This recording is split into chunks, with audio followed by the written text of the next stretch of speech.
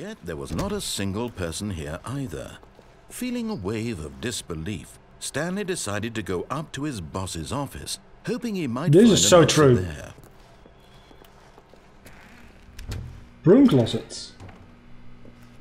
Stanley stepped into the broom closet, but there was nothing here, so he turned around and got back on track. Oh no, no I'm not.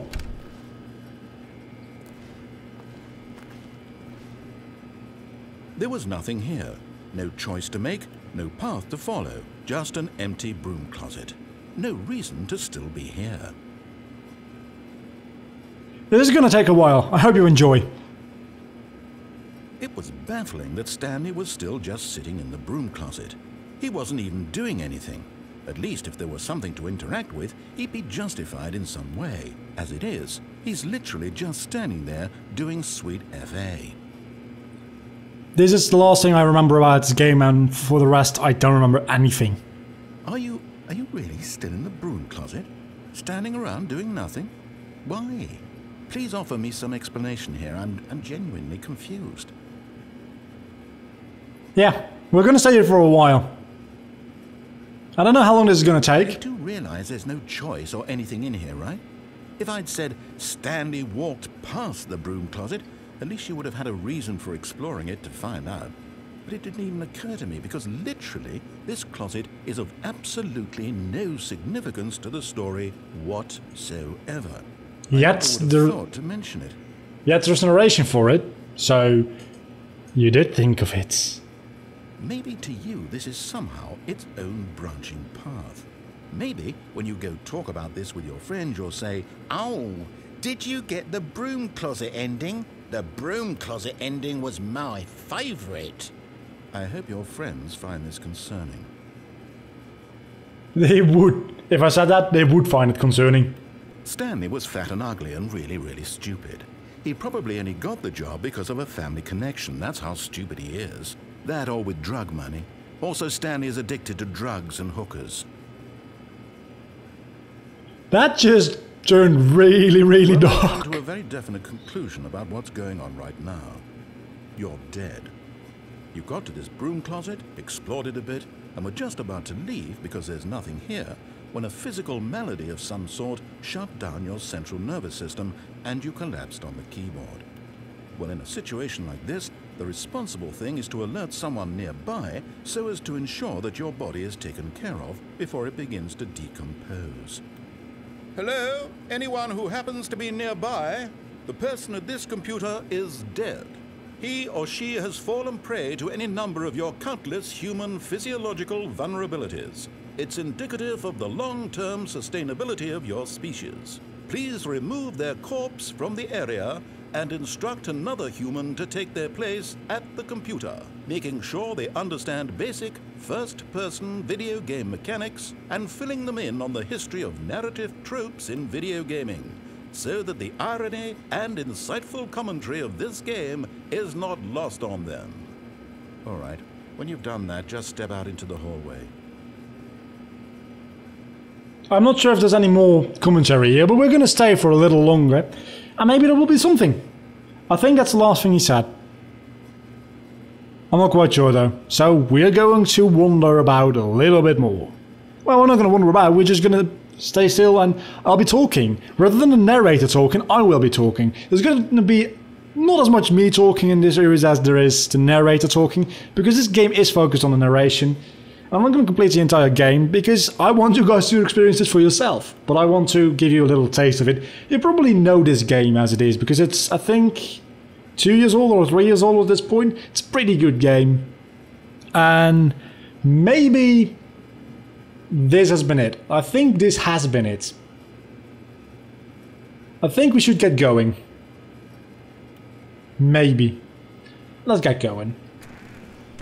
Ah. Second player, it's good to have you on board. I guarantee you can't do any worse than the person who came before you. I'm gonna go back in. You too? Unbelievable. I'm at the mercy of an entire species of invalids. Perhaps there's a monkey nearby you can hand the controls to. A fish? Fungus? Look, you can hammer out the details. I'm not particularly picky. I'll just be waiting for when you're ready to pick up the story again. That was too easy. That was too easy. Do you say anything now? You don't. Coming to a staircase, Stanley walked upstairs to his boss's office. Nope.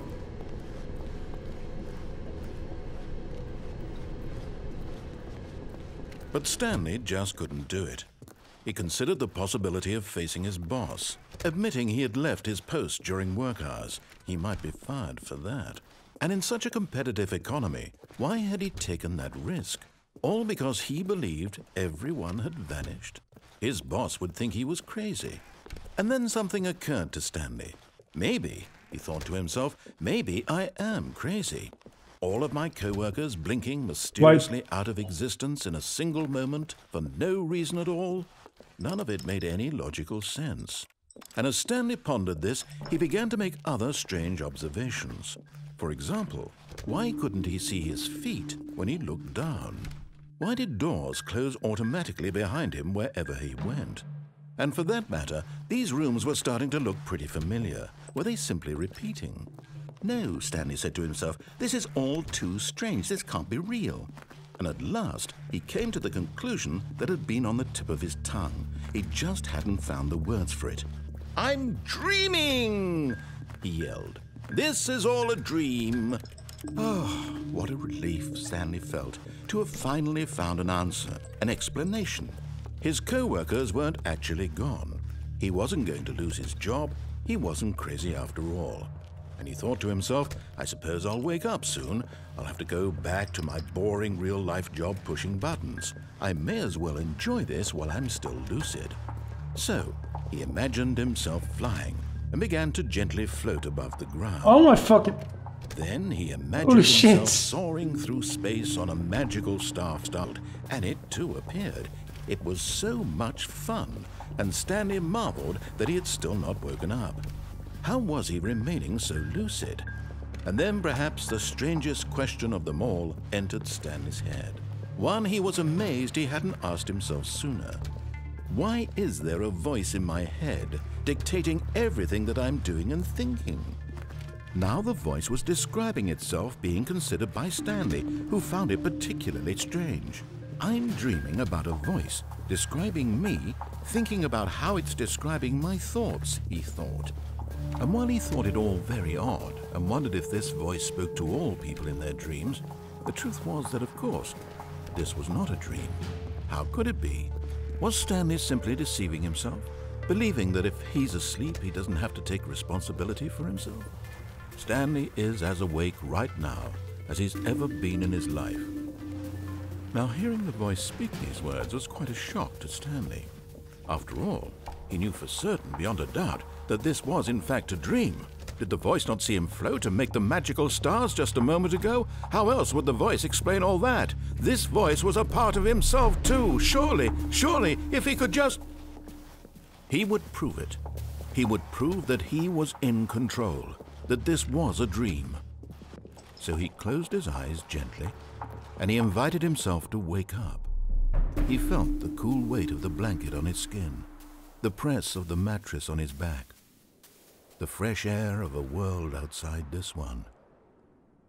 Let me wake up, he thought to himself. I'm through with this dream.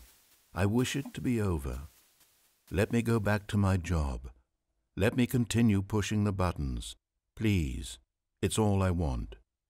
I want my apartment and my wife and my job. All I want is my life exactly the way it's always been. My life is normal. I am normal. Everything will be fine. I am okay.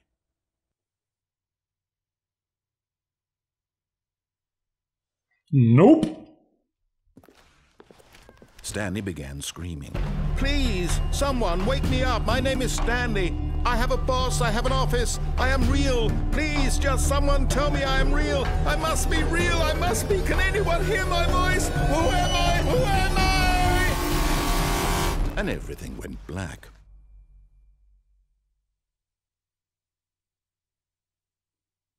This is the story of a woman named Mariella. What? What? Mariella woke up on a day like any other.